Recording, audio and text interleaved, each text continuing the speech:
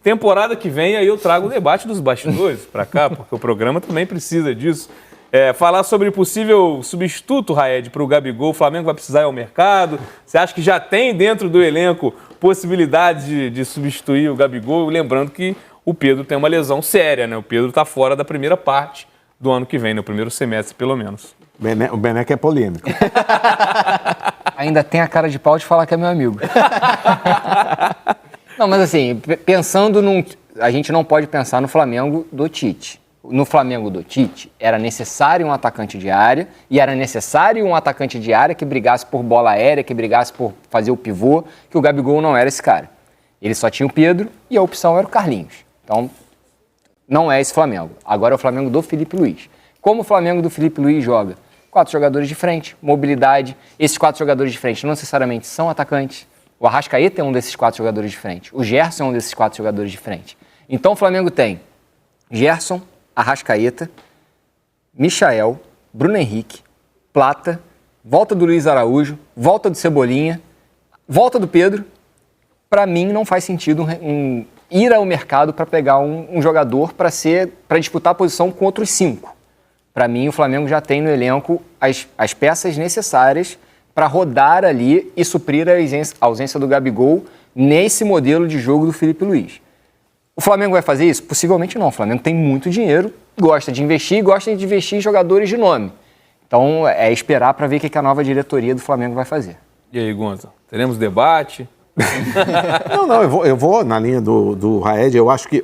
Só que uma coisa é o que nós achamos, outra é o que o Flamengo costuma fazer, em que há uma diferença. É óbvio que por esse diagnóstico feito pelo Raed, não haveria necessidade. Você poderia imaginar, se você precisa eventualmente, porque eu acho uma coisa legal que tem o Felipe, é que ele tem um jogo, uma proposta de jogo, mas ele é capaz de mudar de acordo com o adversário e tal. Então vai que num jogo ele entende que precisa de um jogador de referência, um jogador um pouco mais fixo, e acho que ele vai ter que fazer isso muitas vezes quando o Pedro voltar, porque o Pedro o Pedro em forma, briga por vaga na seleção. Então acho que ele vai usar. Então, eventualmente, o Pedro não pode jogar e ele precisa desse jogador. Tá na cara que o Carlinhos não acertou, não aconteceu. Então, talvez fosse o caso do Flamengo, ele poderia contratar um jogador ali para ser uma opção a esse jogo, mas não gastar milhões para isso. Tem outras posições, por exemplo, mais carentes. A lateral direita é uma posição que o Wesley está muito bem, mas o Varela é um jogador que já não rende tanto, rende defensivamente, mas não tanto na frente. Você tem que pensar que na próxima temporada tem uma maratona de jogos e o Arrascaeta às vezes não consegue responder fisicamente.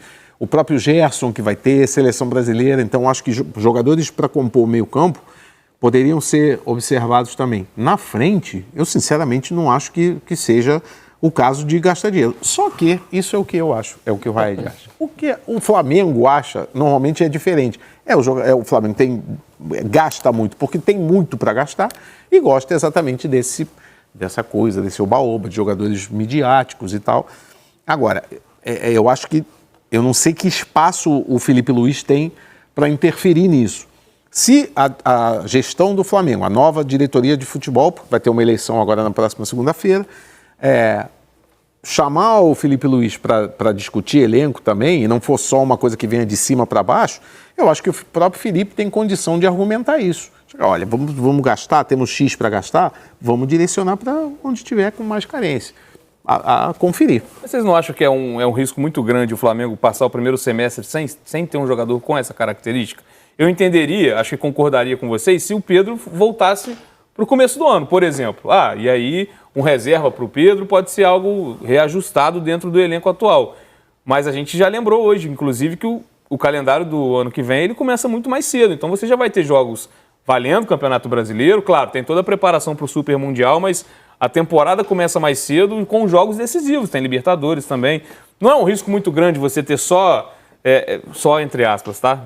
Só características diferentes nesse ataque? Porque, lembrando, o Gabigol vai se despedir e o Pedro está fora. Existe uma uma previsão do Pedro voltar para junho e julho, né? Para depois, A partir de maio. Maio já é uma mas previsão é otimista para isso. Maio. Mas, claro, uma lesão grave, tem todo o ritmo de jogo para recuperar o Pedro. Dá para imaginar o Flamengo atuando como nesse mercado, Noel? Então, aí um pouco de informação, mas como o Gonza lembrou bem, tem uma eleição agora, né? Se essa diretoria atual permanecer no clube, o planejamento é você repor, sim, a saída do Gabigol. E possivelmente só isso. Tá? Mas vocês falam, o Flamengo tem bala na agulha para investir e tal. A gente tem que lembrar que o Flamengo pagou o terreno dele no estádio à vista, então diminuiu essa bala da agulha que ele vai ter nessa próxima janela. E eles investiram muito pesado nessa última janela também, né, do segundo semestre. O próprio Alcaraz foram 120 milhões, enfim.